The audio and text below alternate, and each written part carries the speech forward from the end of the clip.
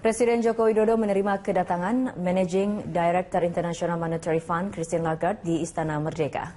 Keduanya membahas rencana digelarnya pertemuan rutin antara IMF dengan anggota Bank Dunia di Bali pada 2018 mendatang. Jokowi menilai pertemuan rutin IMF Bank Dunia pada Oktober 2018 akan meningkatkan kepercayaan dunia pada Indonesia dalam mengelola kegiatan internasional. Dalam kesempatan yang sama, Christine Lagarde mengapresiasi kesediaan Indonesia menjadi tuan rumah pertemuan rutin IMF Bank Dunia. Christine juga mengapresiasi dua kebijakan Jokowi mengenai pembangunan infrastruktur dan pembangunan sumber daya manusia melalui kebijakan bantuan pendidikan dan kesehatan.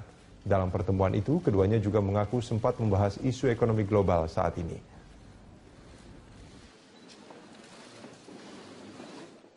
Saya menyampaikan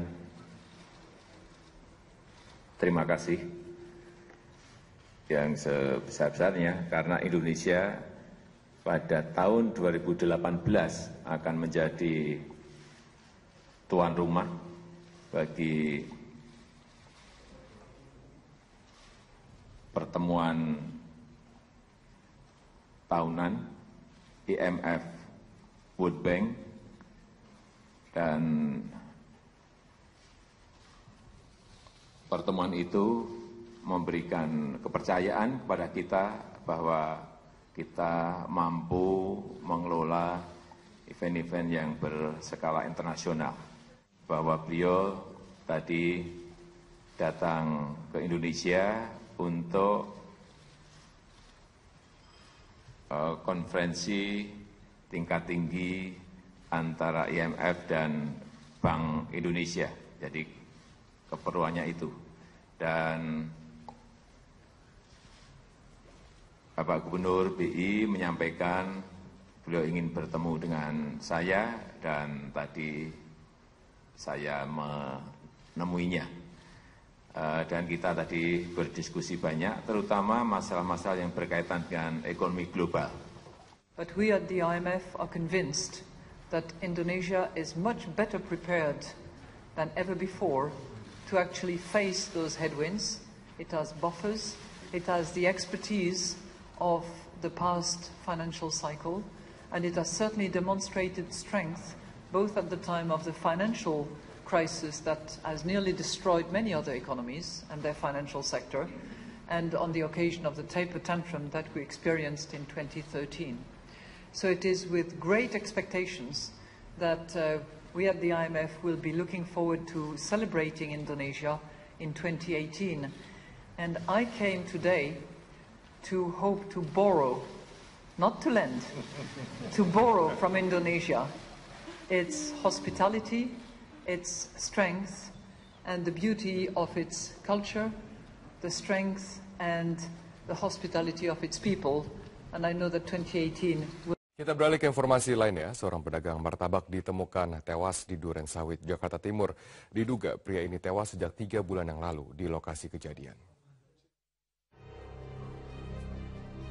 Ferry, pemuda 33 tahun yang kesehariannya berdagang martabak keliling ini, ditemukan tewas membusuk di rumah kontrakannya di Jalan Taman Malaka Utara, RT 16 RW 8, Kelurahan Malakasari, Kecamatan Duren Sawit, Jakarta Timur.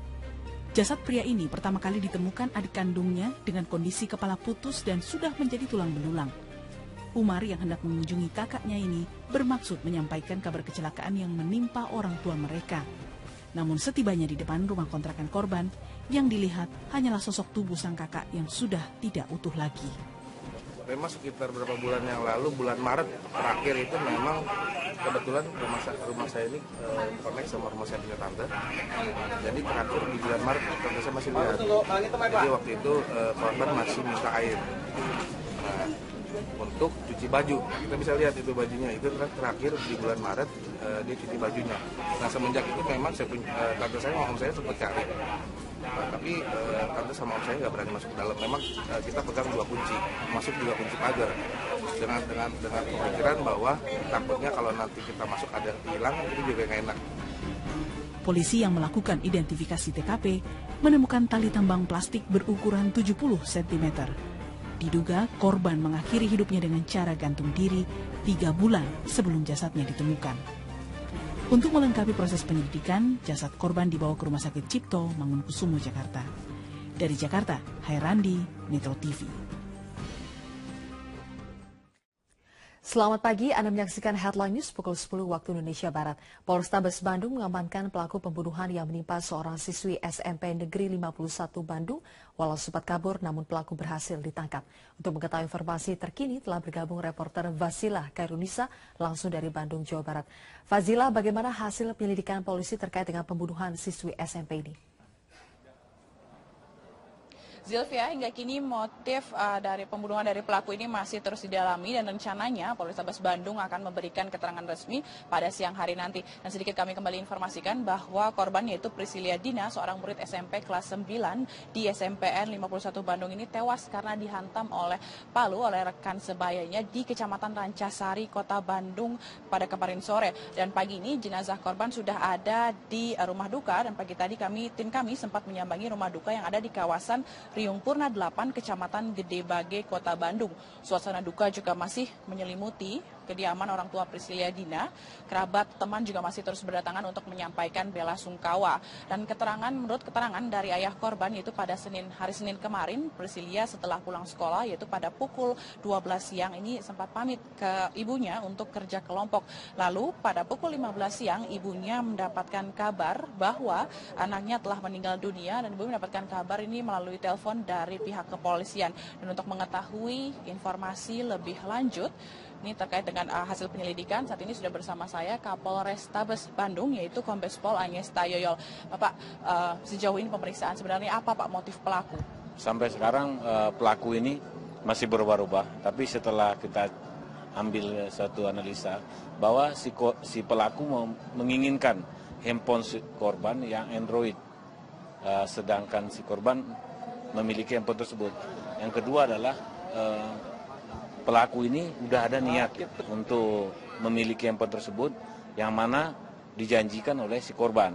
Makanya saat si korban menghubungi pelaku, itu si tersangka atau si pelaku udah membawa palu di tasnya, dan setelah ketemu dengan si korban, beliau berbicara-bicara, timbullah niatnya untuk mengambil handphone tersebut. Tapi kita belum pasti menyatakan itu saja, pasti kita dalamin terus apa motifnya. Berarti ini bisa dikatakan ini bahwa berencana ya Pak? Betul, jadi kalau kita lihat mulai direncanakan, ditambah lagi si pelaku ini sudah ada niat-niat sebelumnya, dijanjikan oleh si korban berapa kali ketemu dan menjanjikan akan meminjamkan handphone tersebut. Jadi statusnya untuk meminjamkan handphone. Jadi palu ini dibeli atau memang sudah dibawa dari rumah Pak? Di palu ini katanya si pelaku ditemukan di rumah kosong di sekitar sana. Tapi kita masih dalamin lagi karena sampai saat ini pelaku ini masih berbolak-balik, keterangannya masih perlu pendalaman lebih lanjut. Pelaku ini apa hubungannya dengan korban? Dulunya pernah pacaran, sekarang pacaran lagi. Nah, saya tanya kenapa sampai timbul niat seperti itu. Pertama ingin memiliki handphone, yang kedua sakit hati. Kenapa si korban punya pacar lagi? Jadi saat ketemu itu menceritakan pacar barunya si korban. Jadi timbul niat menimbulkan emosi lebih tinggi kata yang bersangkutan. Jadi rencananya akan meminjamkan handphone, akan digunakan untuk apa handphone ini Pak? Untuk berhubungan dengan si korban. Jadi si korban ini meminjamkan handphone untuk berhubungan dengan korban sendiri, yang terpelaku dengan korban. Sejauh pemeriksaan ini Pak ini pelaku sendiri terhadap korban atau ada tersangka lainnya? Sampai saat ini di TKP maupun saksi-saksi yang sudah kita terima melihat hanya pelaku satu orang dengan korban. Nah, motifnya ini yang perlu kita dalamin lagi karena sampai sekarang keterangan si korban masih berubah-ubah. Ancaman hukuman apa Pak yang akan diterima oleh pelaku? Ya, kita kenakan sekarang 338, 340, termasuk 365-nya sendiri. Karena ingin memiliki barang orang lain dengan kekerasan. Nah, di atas 10 tahun nanti ancaman hukumannya. Ya. Terima kasih Bapak atas informasinya. Dan memang penyelidikan juga masih terus dilakukan hingga kini oleh Polrestabes Bandung. Dan demikian informasi yang bisa kami sampaikan dari Bandung. Kembali ke studio Zilvia. Fazila Kairunisa melaporkan langsung dari Bandung, Jawa Barat. Polrestabes Bandung baru saja selesai melakukan gelar perkara pembunuhan siswi SMP Priscilla Dina. Untuk selengkapnya sudah ada Fazila Hairunisa di sana. Fazila, dari gelar perkara apa yang sebenarnya menjadi motif pembunuhan ini? Zelda, dari hasil penyelidikan sementara bahwa motif pembunuh atau motif pelaku pembunuhan Priscilla Dina ini adalah karena korban tidak juga memberikan handphone yang telah diminta sejak lama oleh tersangka, dan memang tersangka ini ialah mantan pacar korban dan juga diduga karena cemburu korban memiliki pacar berpacaran dengan orang lain sehingga tersangka kesal dan berniat membunuh korban dengan menggunakan palu martil. Dan tersangka SF ini baru berusia 12 tahun memukul korban menggunakan palu martil hingga tewas. Dan palu ini sudah disiapkan di dalam tas tersangka, dan Priscilla ditemukan tewas di pematang sawah di Kecamatan Rancasari, Kota Bandung. Itu pada pukul 15 waktu Indonesia bagian Barat pada Senin kemarin. Lalu tersangka ini ditangkap oleh masyarakat setempat karena tidak lama setelah ditemukan atau pas saat kejadian juga banyak saksi mata yang melihat bahwa adanya percekcokan yang dilakukan antara korban dan tersangka. Dan saya akan menunjukkan beberapa barang bukti hasil gelar perkara, di mana ini adalah handphone milik tersangka, ini yang diduga menjadi masalah utama. Dan juga ada palu. Ini palu martil yang digunakan oleh tersangka. Mungkin bisa dilihat lebih jelas, ini masih ada bercak darah di palunya. Mungkin tidak terlalu terlihat. Palu ini diambil oleh tersangka dari rumah kosong di sekitar TKP. Dan juga ini ada sepatu. Ada sepatu, juga ada sendal milik tersangka.